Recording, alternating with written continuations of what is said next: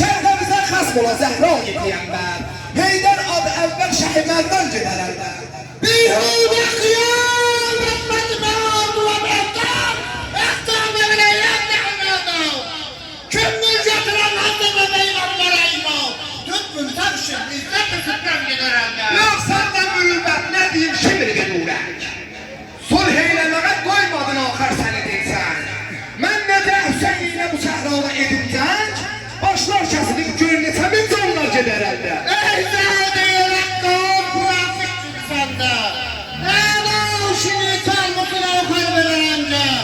100 min dəfin o eyləm sürdəm sözə. Binnənlərə axar verəncə gedərəncə.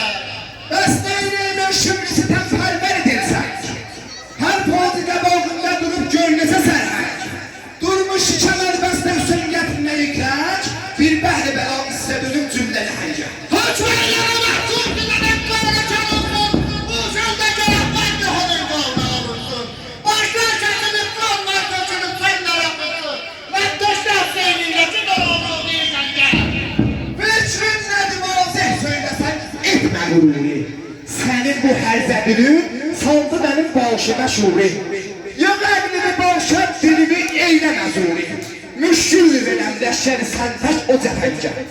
Ah, qanlarının mərdəşə ağırındakı avra, çatandırı həlləy bana vəzimursunun avra. Bu gündə əvazını, fəalim ayan gəndən sonra, kəndət deşlər seyniyyətdən ağır deyirsən gəl.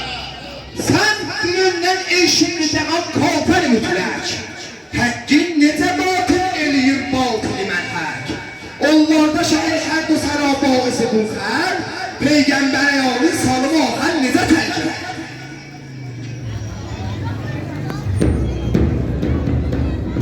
Əs-səlâmu padişahı ki millətdə olsun, İsmi qalçındır salavı əşə millətdə olsun. Kəddül Əhməddir baban Heydər, Əliyyət Murtaza, sən imamı həssizən bu xəlqə hüccətdə olsun. Kəngən iləməyyədir, başın həlakətdən tuta, bu barədə qoy boynuma, özdə minnət yapsın. Onda sahabeyyət bütün bir gündə bərpa eylərəm, ayet Allah başına tutmuş qiyamət sürsün. Hayır,